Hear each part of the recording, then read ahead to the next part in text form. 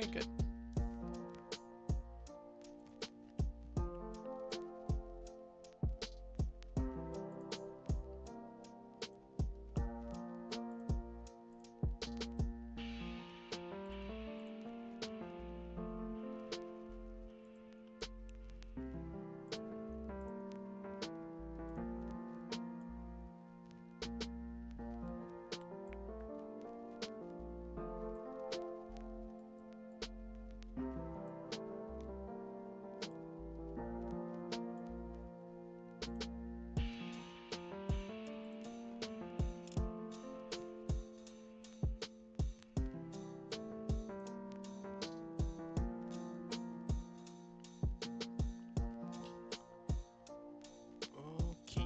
Doke.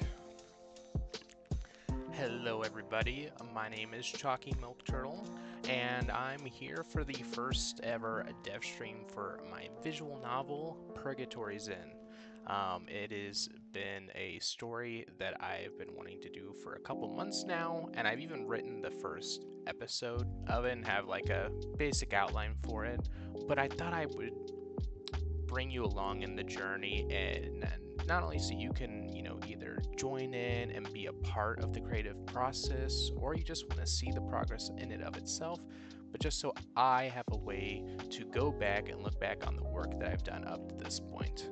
And so, like I said, since I've created the first episode, I don't necessarily want to change that too much. I will go over it on another stream, but I figured that for the viewing experience and for myself, it'd be best if we just created a storyboard to understand the story a little bit better from a broad term. So like the first thing we are going to do is the film title. No, it's this film, it's a visual novel. We're going to do Purgatory's In.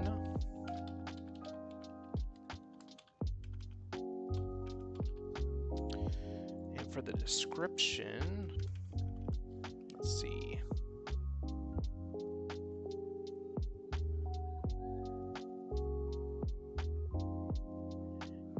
I had it over here. Give me 1 second.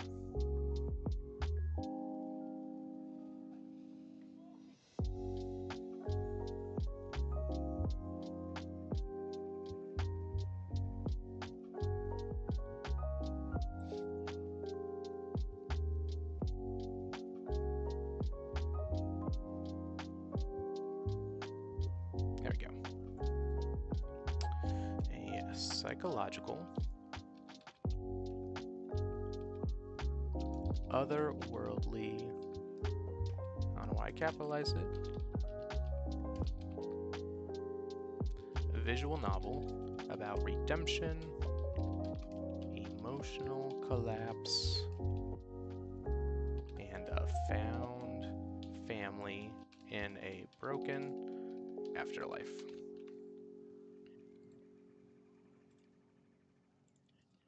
So I believe that is, at its basis, the bare plot line of what Purgatory's In is going to be. Of course, things can always change. But a storyboard is a good place to originally put everything.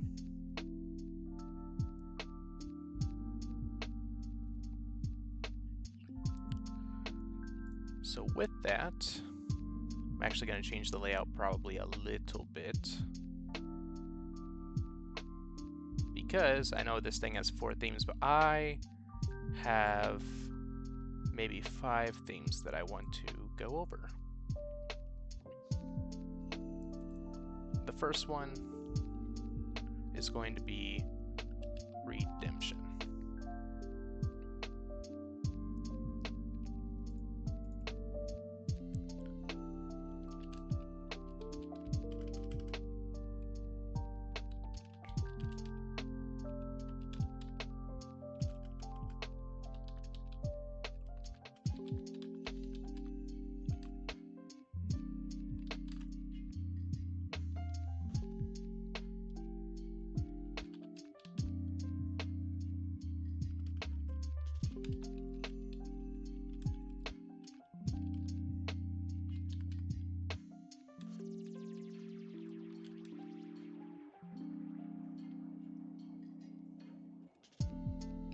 let's see, when everyone enters Purgatory, they have died in reality, and upon doing so, they essentially lose their memory.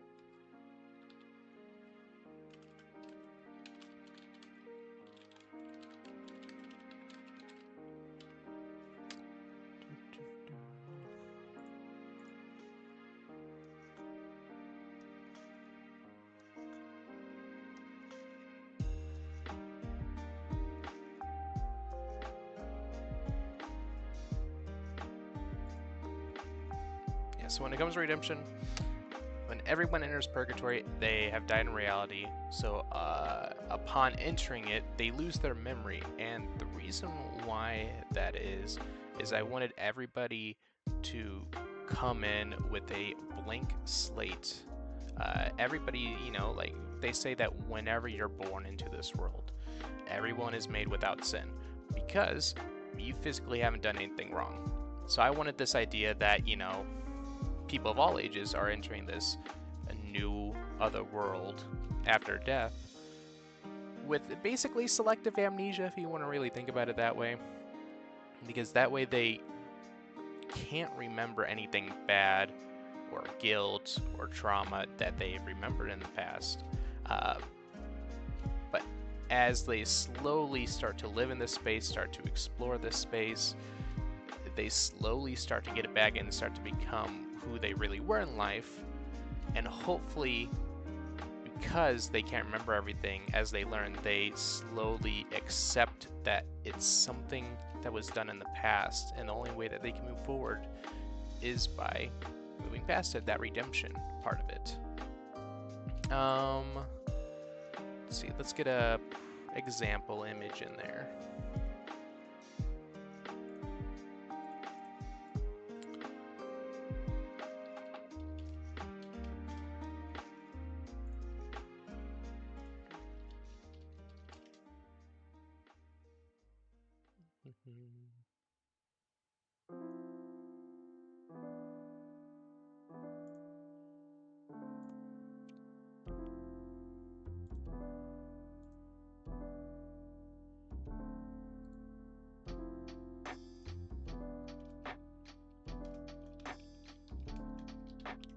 So whenever I think of redemption, I'm thinking of the like hit show that came out, you know, like Has Been Hotel. Can I? Ooh.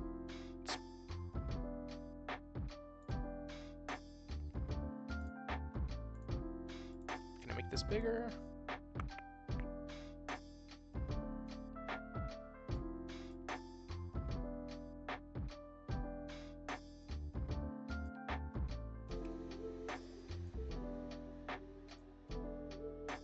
Edit image, there we go.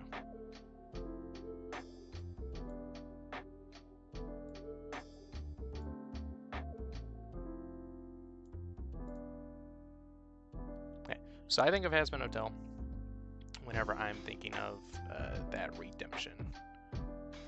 The process of Has Been Hotel, you know, sinners are in hell, but Charlie, the princess of hell, doesn't like seeing her people get slaughtered, so she creates this hotel in order for sinners to try and redeem themselves, become good people, so that they might enter heaven. Similar to Purgatory's Inn, everybody's coming in with without their memories, and the only way that they can move on to the next life is if they are able to accept their past issues, trauma, transgressions, trauma, whatnot. Because not everybody, you know, has a perfect life. It's impossible to have a perfect life. And so while some people might be able to move on a little bit easier, there's going to be those people that have way worse reactions, that stay there for longer periods of time, that, you know, might affect the landscape, the people around them, and their eventual passing on. Like they might cause other people to stick in purgatory for a bit longer. So that's kind of the redemption part that I was thinking of. That would be a nice theme for the visual novel. I'm gonna get rid of this link.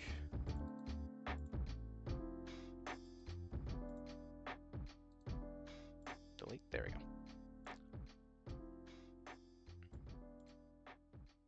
Next one. Let's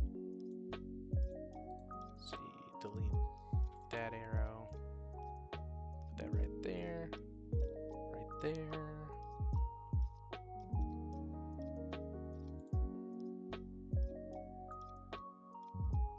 Gonna have this right here.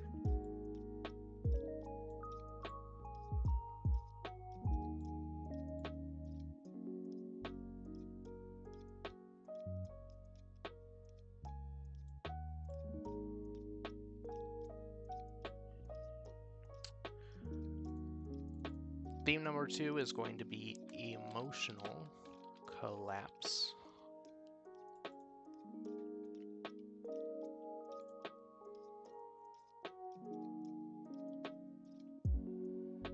I'm actually going to add another one right here because I just thought of something. I do want this paragraph. I want an even simpler version, basically. So think of characters confronting who they were versus who they will be, or who they will become.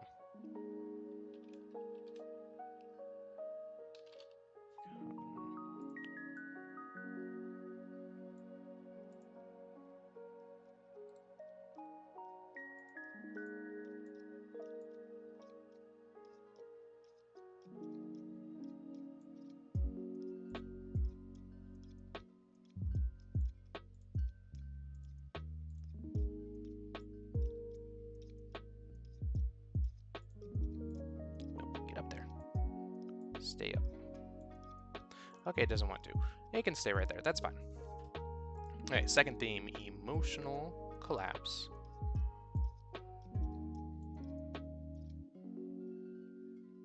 Or you know what I could do? How would it look if I put it over here?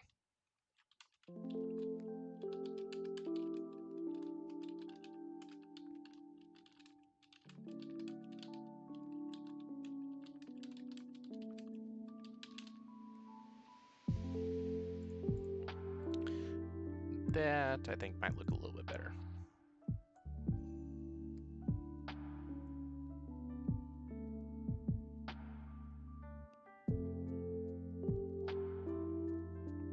Let's see. I'm gonna zoom it out just a little bit and move everything down so you can see it. There we go. Okay, so second theme, emotional collapse.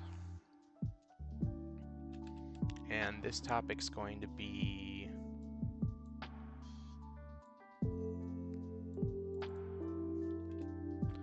exploring how unresolved trauma turns into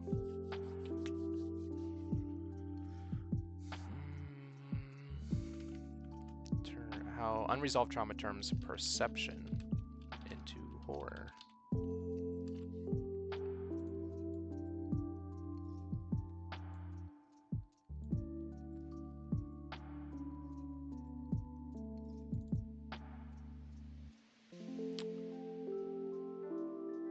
Let's see.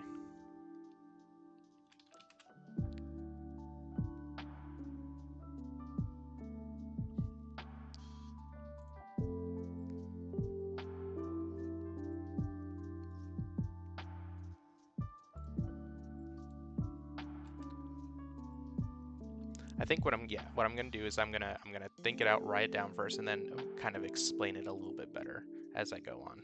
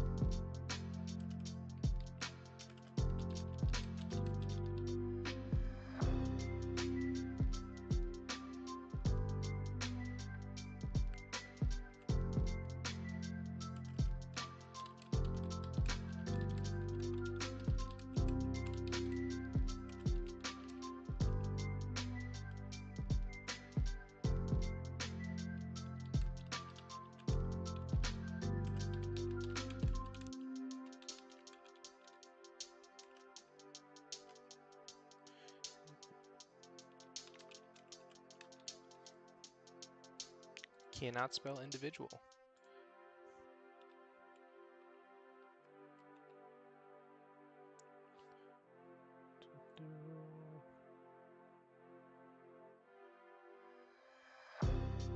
Screw it, writing it to the dictionary. I want to see that remark. The common collective of individuals.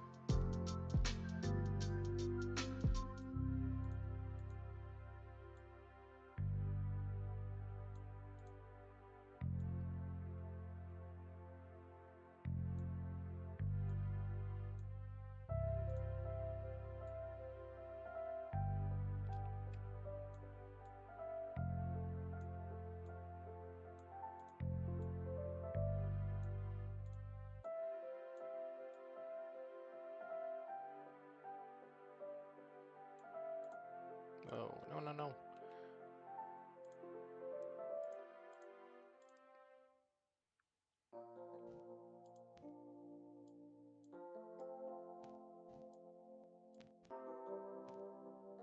There we go. Get the seats to go back over here. Edge onto that.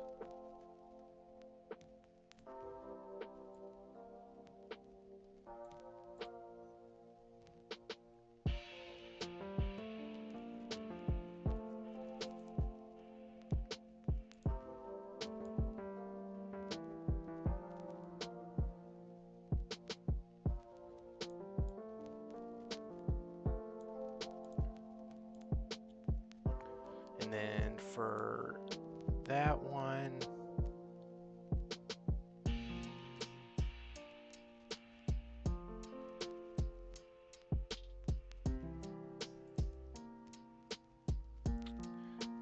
I'm thinking, let's see here.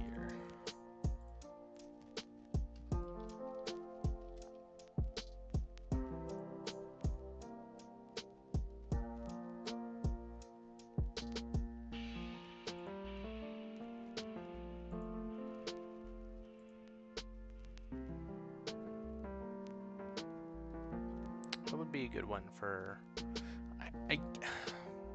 even though I want it to be a little bit more serious, I guess it would technically be like Persona 5.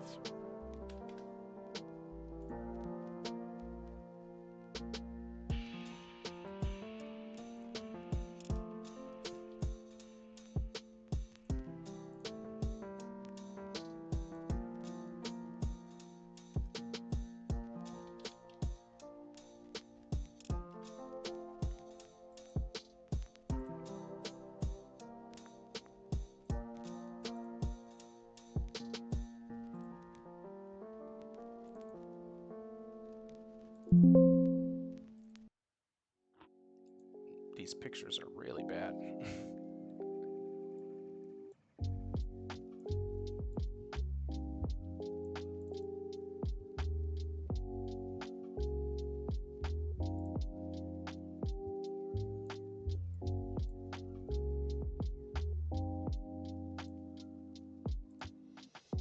There we go.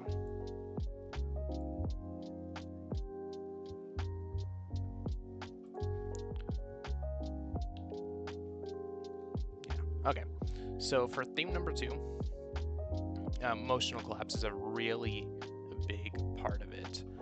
You know, exploring how unresolved trauma turns perception into horror. This visual novel is another world supernatural fiction, and within Purgatory, there's a power of the soul, since that's what everyone is made of. Their physical bodies have died on Earth. They are now in Purgatory with just who they are with their essence.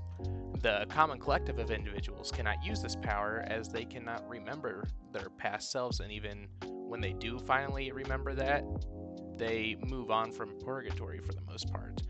However, instances of a person rejecting their past due to an overload of emotions causes their soul power to run amok and affects their surroundings to insane degrees, and it is often pretty bad where other beings in Purgatory end up getting hurt, or the landscape gets completely destroyed, or completely changes even.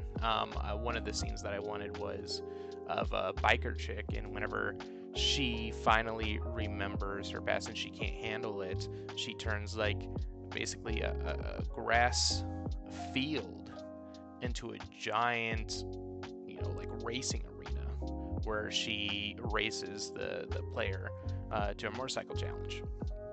So that is theme number 2. Let's see, Persona 5.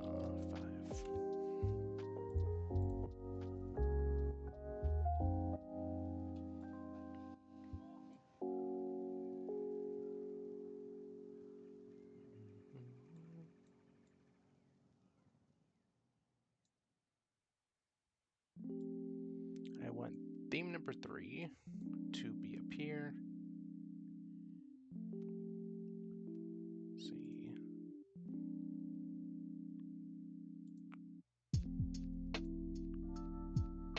Grab this arrow, bring it over there. Delete that. Up here. Theme number 3 is going to be a found family, which is like how connection can form in unlikely places, even between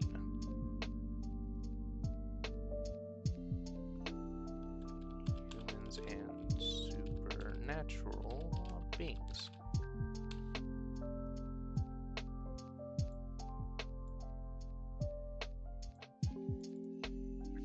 This one, the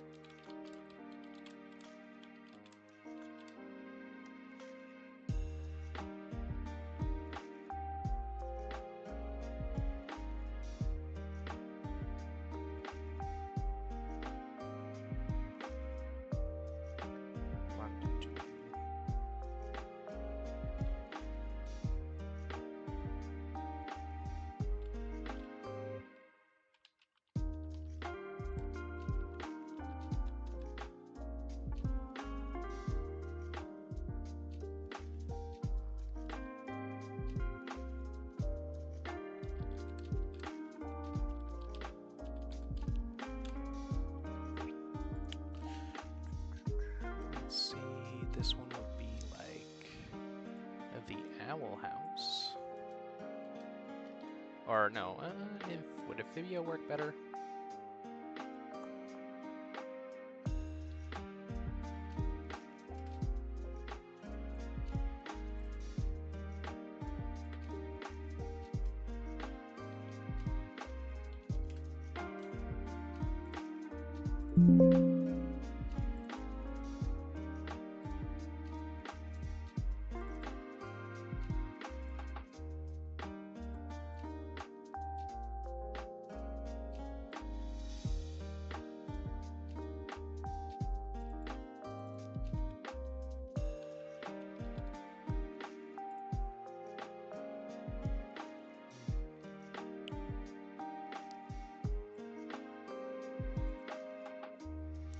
Okay, with this one, theme number 3, it'd be found family and how connection can form in unlikely places, even between humans and supernatural beings.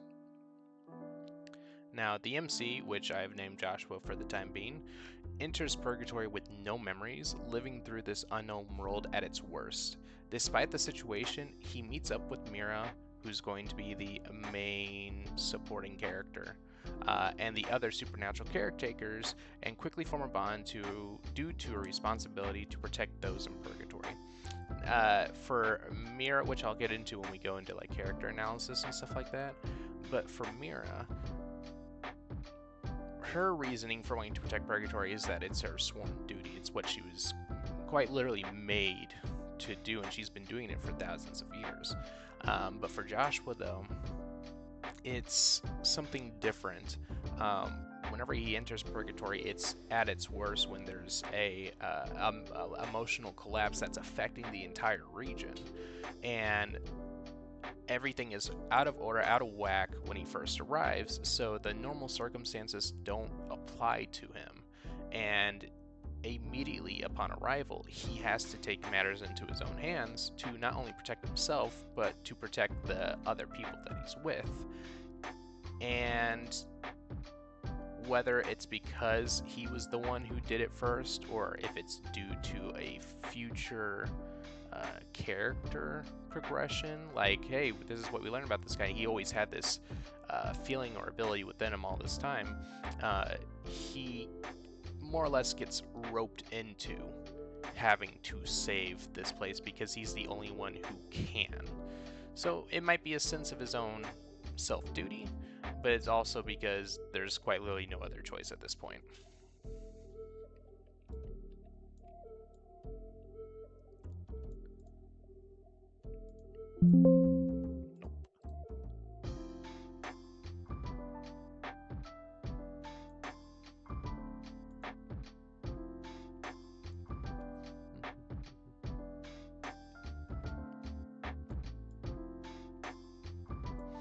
Okay, theme number 4. Oh, yes, a good one.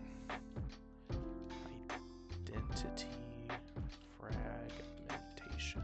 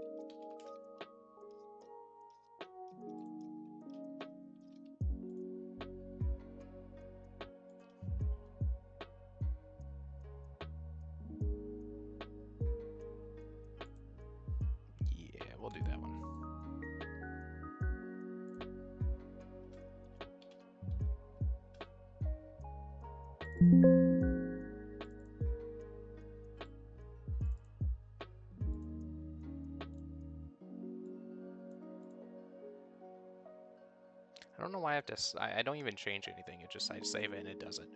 I know it says it, but we'll do Soma.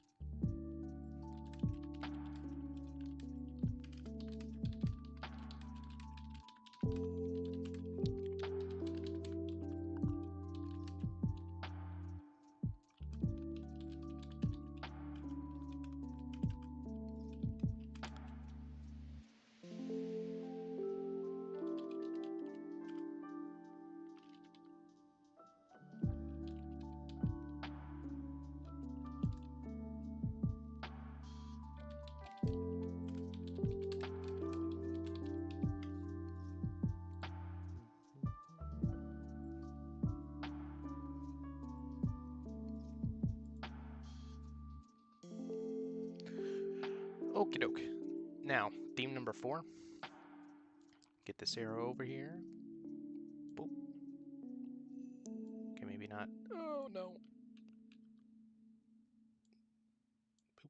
There we go. Okay, theme number 4, identity fragmentation. So, I have, of course, the MC, the antagonist, and the supporting cast. The supporting cast is 6 people with a focus on one of them, which the first one is going to be Mira. She's the caretaker and runner of Purgatory, but due to the wide space, all the people that come in, day out, she needed more hands on deck to run the place smoothly. So she essentially made 5 copies of herself, each with a different role that they play. I have one that's like a caretaker. I have one that's a secretary, deals with logistics. I have one that's like a personal guard or protector of the place. I have one that's a bartender for the actual inn that they're in. And then I have one that's a guide for the people who are about to move on into their next life, whether that be heaven or whatnot. And you can argue that while they are their own distinct individuals, because they have their own roles to play, they have their own personalities, they are a part of Mira's will. So whenever Mira loses her power to some degree, or loses her control over the place, it kind of severs that connection. And without a clear purpose, the daughters, if you want to say, become a little erratic in their decision making, because they're essentially new people. They have Mira's not controlling them to like a. I don't want to say that she's mind controlling them because they act independently, but they all worked towards the same goal.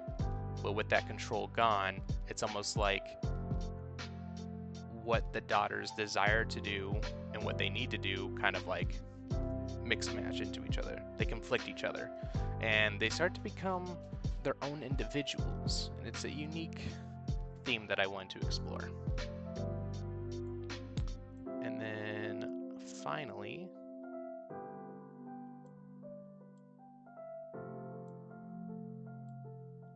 go over here. Place this over here.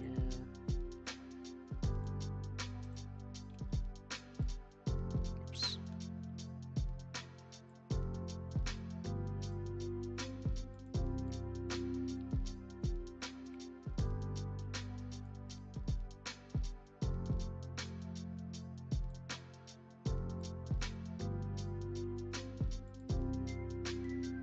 This last one is going to be moral. Oh, where to go?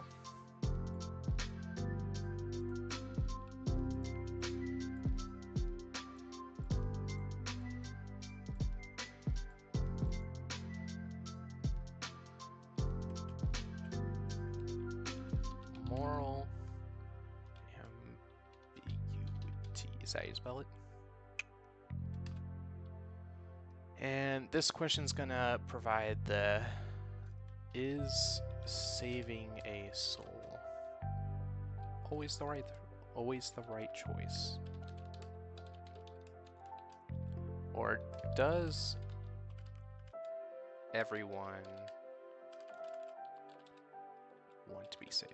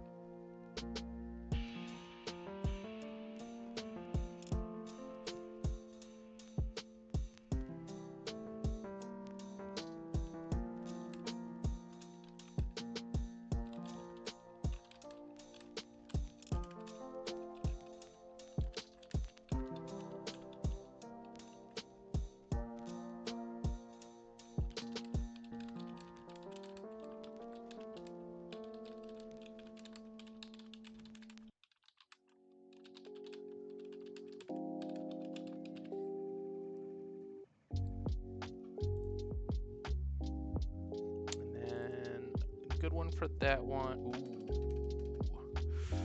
No, it disappeared again.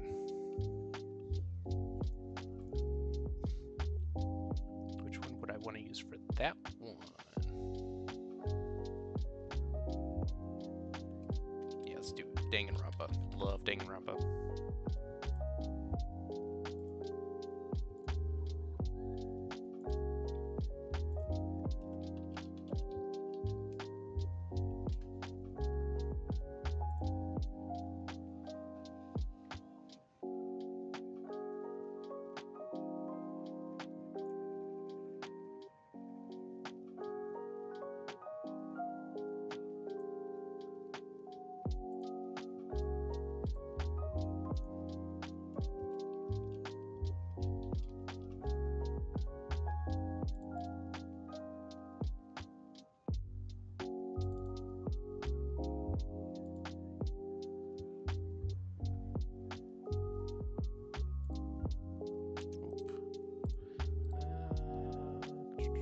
device image. There we go.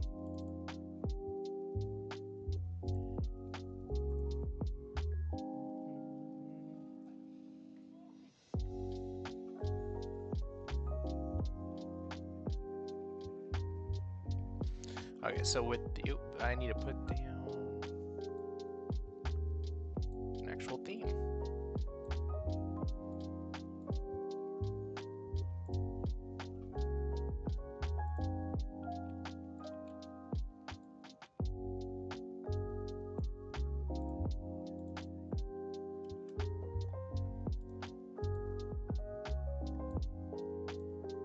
Okay, and then finally we have theme 5, which is moral ambiguity. I can't say the word.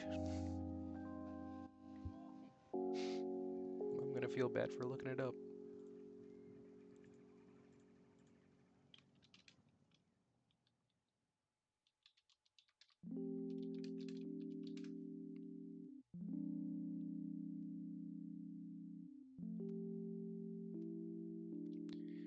Moral ambiguity. Moral ambiguity. Okay.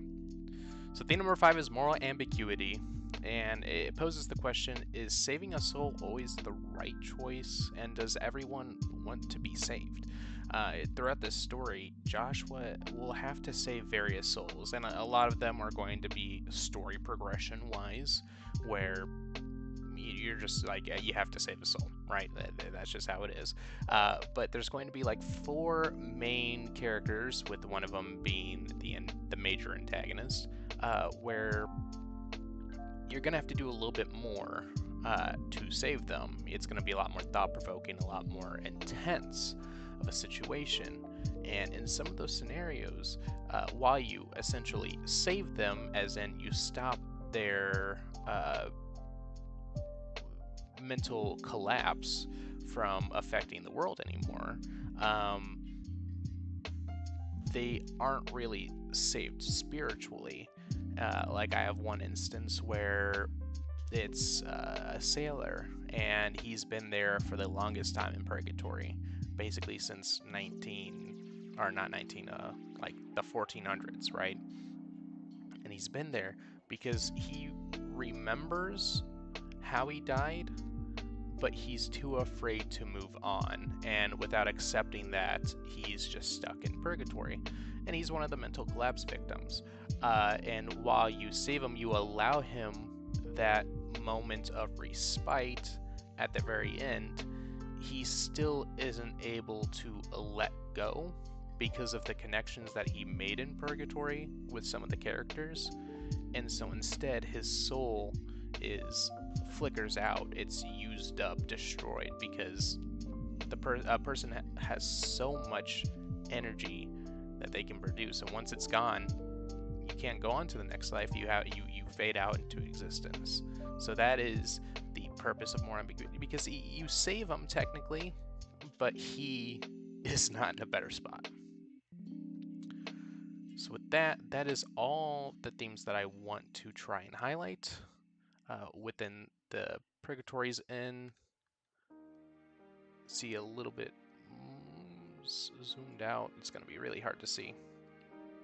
We can just zoom in a little bit, go over each one again. So theme number 1, redemption. Theme number 2, emotional collapse. Theme number 3, found family. Theme number 4, identity fragmentation. And theme number 5 is moral ambiguity. And so with all those themes together, that is how we are going to try and write the story.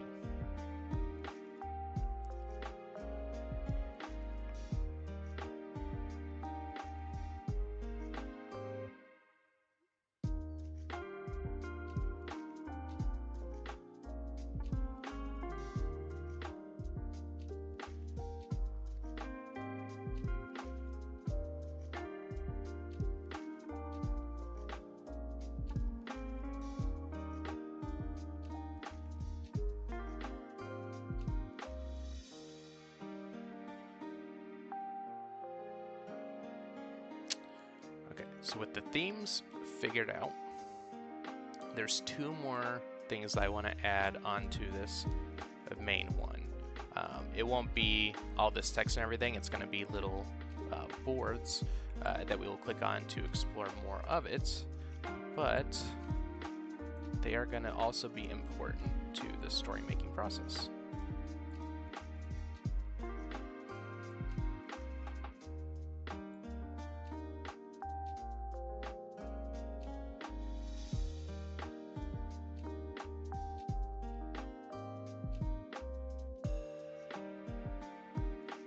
Let's see, how do I want to do this?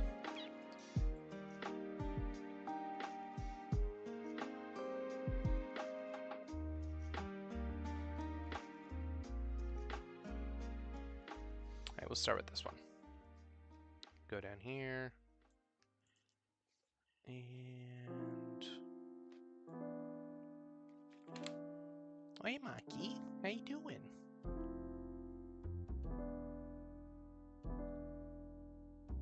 Hey, baby.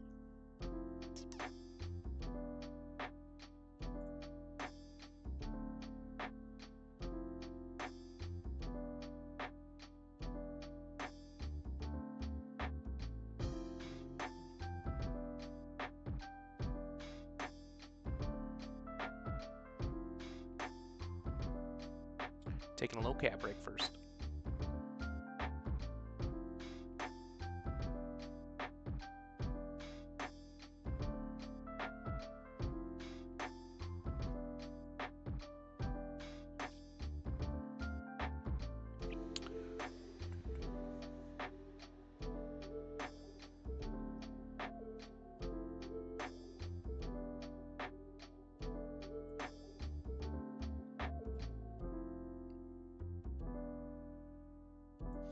Okay, then here we're gonna add another board.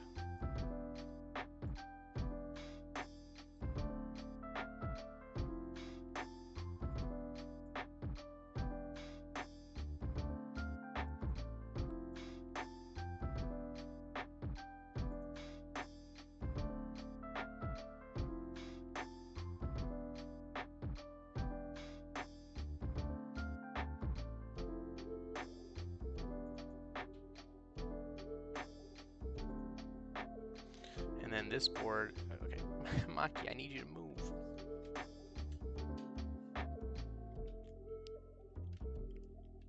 It's gonna be labeled to characters.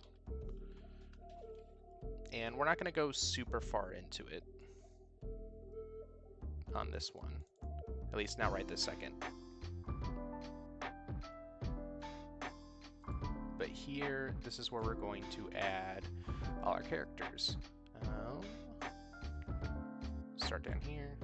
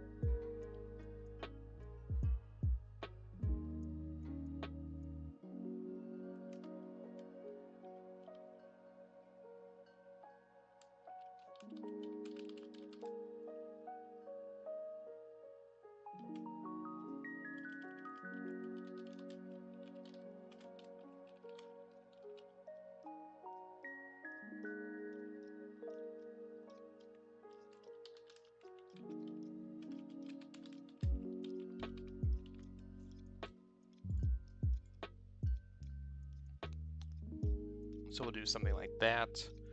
In just I guess I can keep doing some of the characters.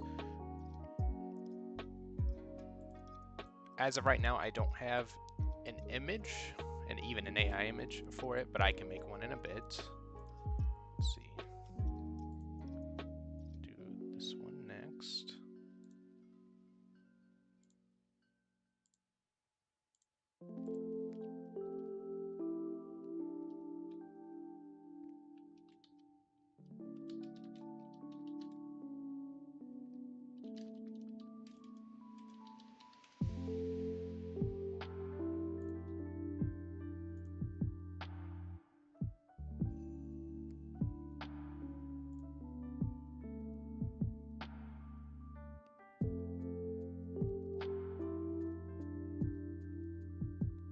Ooh, actually, you know what? I got a better way to do this because this is going to get messy really quickly. So we're going to add another board. Yes.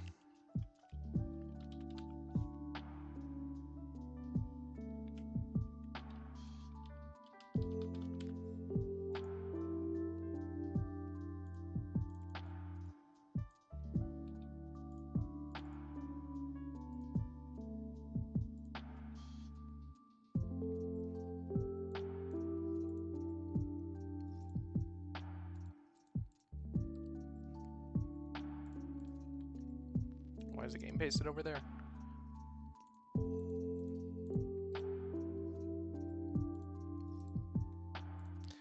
I guess I could just make it again. Okay. So roll.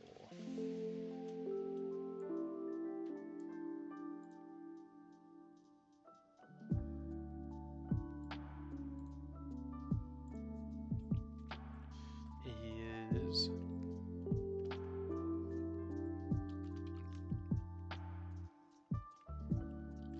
the protagonist.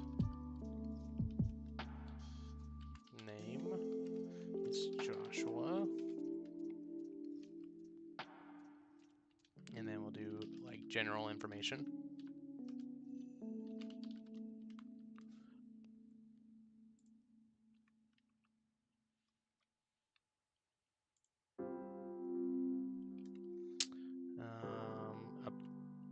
About, or we'll do age, late 20s, hair, it's medium long brown hair. Height we'll do like 5'10".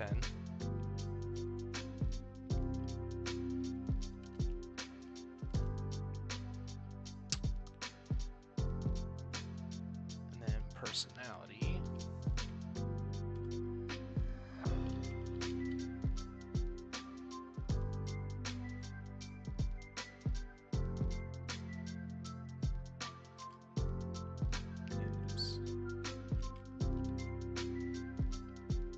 Caring.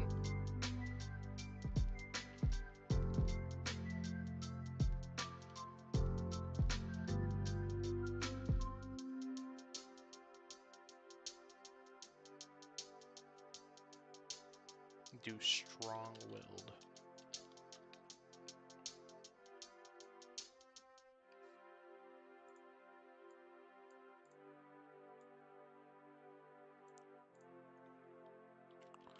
We'll do relationships.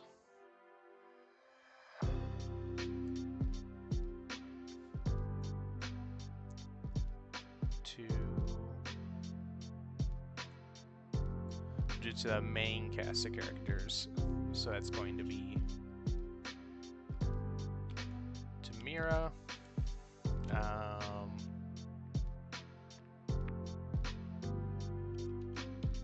so I'll do as a guide.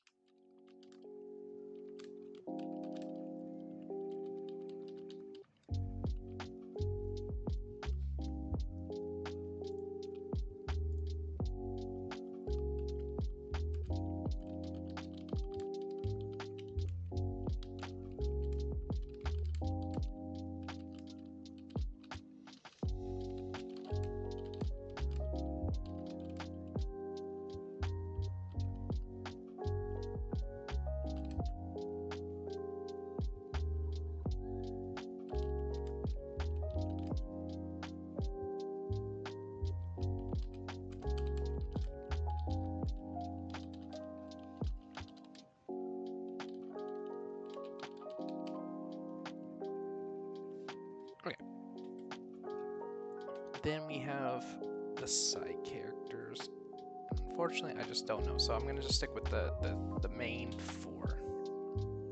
So, with the role of Joshua, he's the protagonist. He's gonna be late 20s, has medium long brown hair, is about 5'10", and he's gonna be caring and strong-willed. And I feel like that's just like a common personality trait of the protagonist, especially in this scenario where we're going to be talking about like emotional breakthroughs and redemption. Because during all of this, if he isn't caring, he's not going to care if he saves anybody. But he knows in order to restore Purgatory back to its former state that he's going to have to be caring. He's going to have to make sure that these people can be just again, be happy again. And throughout it all, he literally comes into Purgatory at its worst. And the reason why he steps up to the mantle is because he acts, before he thinks. Everybody else, they're too scared, they're too afraid, they're too unknowing. They don't remember who they were, they don't know what place they're in, so they don't want to act. But because Joshua comes out strong-willed, he pushes on. Now, relationships, we do have Mira's daughters or clones to look into, but for now I'm going to stick with the main four because that's where a majority of the relationship story is going to be taking place. We're going to have Mira. Mira is going to be the protector, the one who was created to watch over Purgatory. And at the start, he's going to look up to her as a guide and a protector because that's her role, and he helps Joshua become the person to save Purgatory. Eventually, though, as she loses more control over Purgatory, her powers start waning, and they start saving people with her help. It turns more into a professional partnership where they have to lean on each other. Could it become a romantic connection? Perhaps. But I think the Emily story is better suited for that. But it's also a possibility. Vincent is going to be the antagonist, the one destroying Purgatory. And at the start, he originally sees Vincent as just plain evil, as he's the one changing the landscape. He walks into Purgatory at its worst, and if there's one person to blame, you're going to blame that person. As both Vincent and Joshua remembers some of their past history and emotions, they end up finding out that they're kind of a correlation to why they both died and are in Purgatory in the first place. So eventually, whenever Joshua starts remembering more, it kind of turns into a hatred sort of situation. At the very end of the day, he's still technically trying to save Vincent, but saving in this case is about stopping his destruction. He could care less what really happens to him. He's just trying to stop the overall Purgatory landscape from collapsing even further into nothing. So it's kind of pure hatred at this point. There might be, a brief moment at the very end where he might forgive him. And when I say forgive, it's a very loose term because it's more of just like it's okay to move on sort of situation. But he probably won't ever forget what happened to him in real life and what happened in Purgatory. And then we have Emily, which I have not talked about Emily yet. Emily's one of my favorite characters, who, just like Mira, manifests her clones or her daughters. Vincent ends up being able to conjure up Emily himself because of his strong feelings of his past where he controlled a girl. And so even in death, he believed that she belonged to him, even though she wasn't there. So he basically created one. And so at the start, Emily is used by Vincent to basically create havoc during Joshua's attempt to save souls. she's kind of there being a nuisance. She's not like a big threat, but she's a nuisance. And originally, he sees Emily as a person who interferes with that. But eventually, whenever Joshua starts to learn more about himself and that Emily kind of looks like a person that he remembers in life, and whenever Vincent starts to lose control of his own powers and her connection starts to wane and she starts to become that individual just like the clones or Mira's clones were, Joshua realizes how she came to be and helps her become her own person. And I think that one's the best one for the romantic relationship to be brought up due to future reasonings that I kind of want to keep secret for the moment. But at the very least, I think some sort of, whether professional or emotional bond will take place, whether it's as lovers or more of like a sibling type. I don't know. We'll see how that one goes.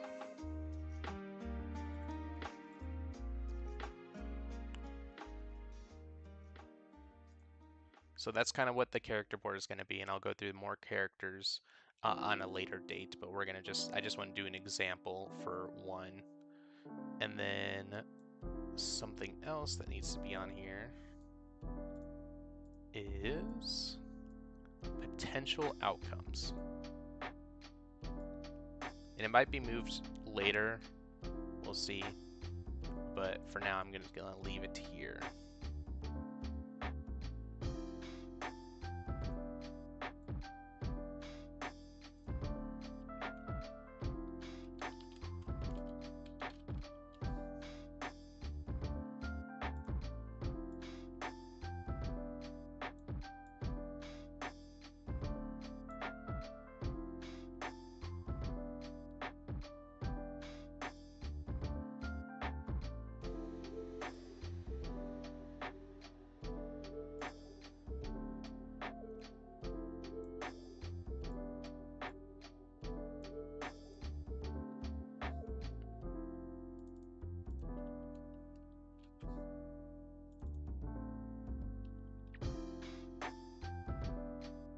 Okay, so potential outcomes, I wanted 3 of them. One is going to be the best ending, or true ending, we'll say.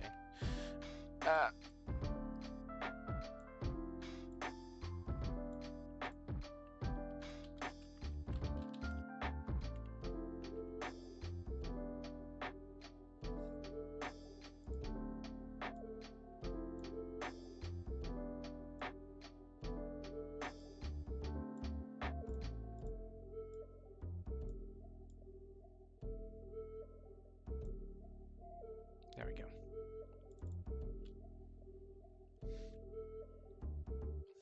The true ending, it's the one that I'm writing for, is all of Purgatory's remaining souls take one final stand with Joshua.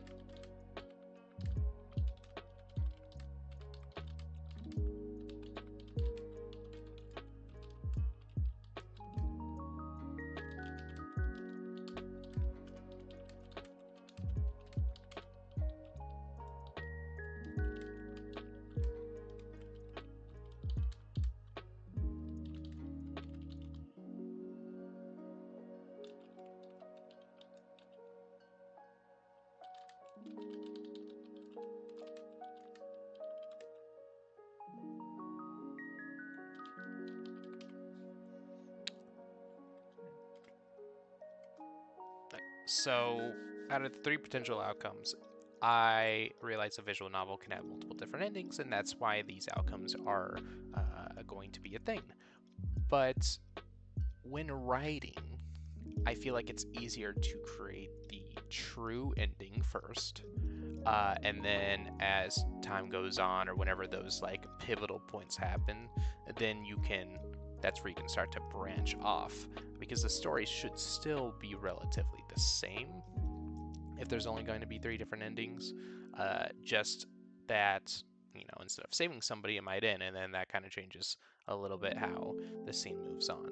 And in the perfect one, it's the one I'm writing for, where if like I made a TV show or whatever, or a manga out of it, um, this is what I would want it to be, where all of Purgatory's remaining souls and Emily take one final stand with Joshua in order to defeat Vincent and regain control to Mira. In doing so, Purgatory goes back to the way it was before everything, where everything was happy. But unfortunately, Joshua cannot move on, not because he's sad or upset or there's a problem. It's because he found his purpose in saving other people's souls. And so if he were to leave, it's like he'd be leaving that baggage. It's like kind of like a contradictory point of Purgatory in and of itself, where he can't move on because if he moved on, then there'd be baggage left behind. But he's happy with this fact and wants to stay with Mira, with Emily, with the daughters or clones, and the other souls until everybody's able to move on.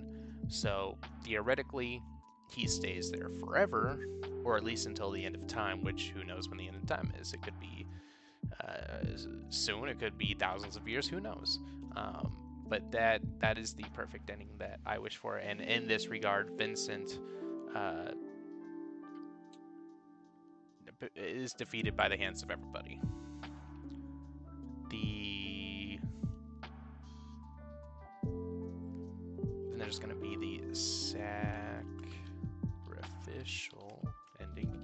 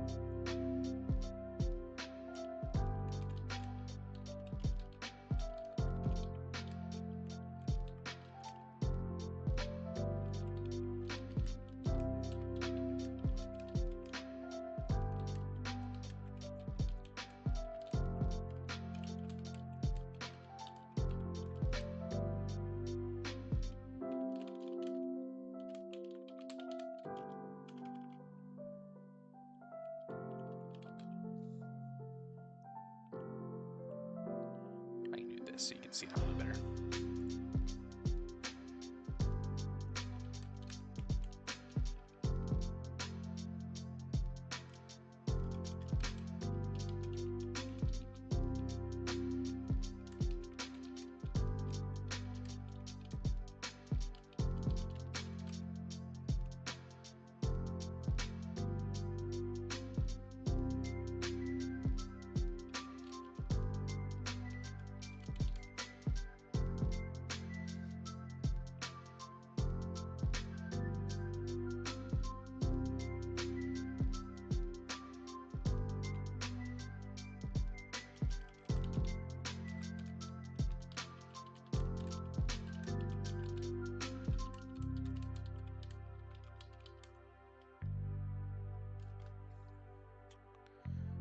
Okay.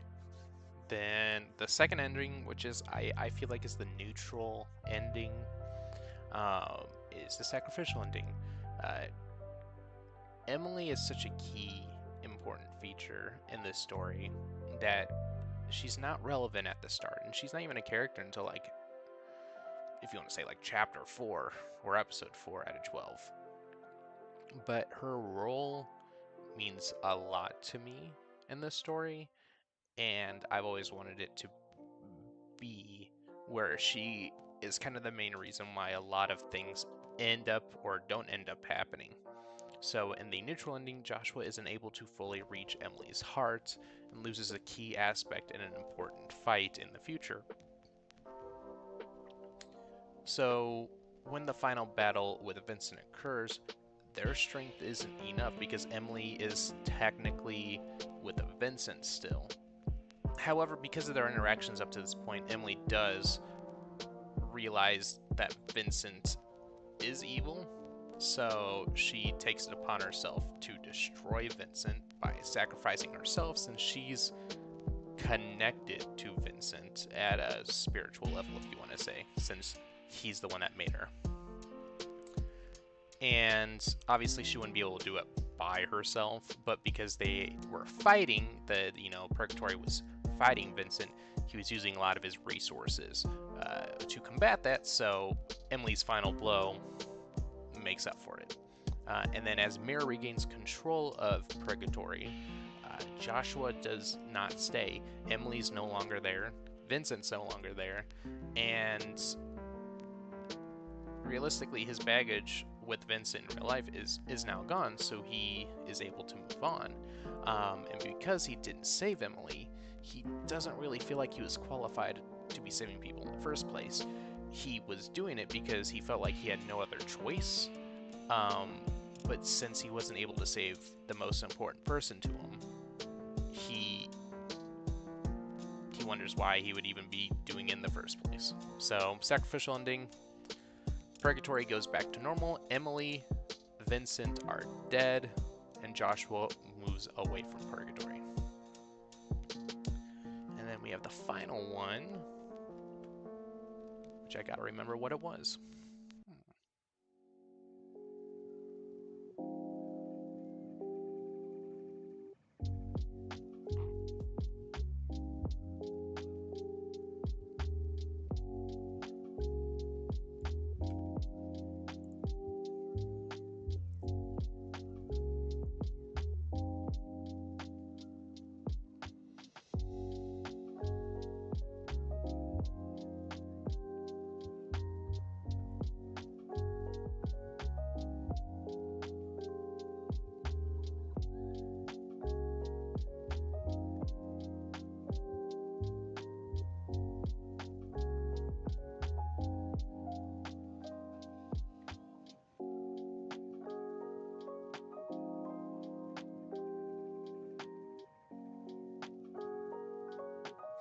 Oh, yeah. It was something along the lines of the end of time.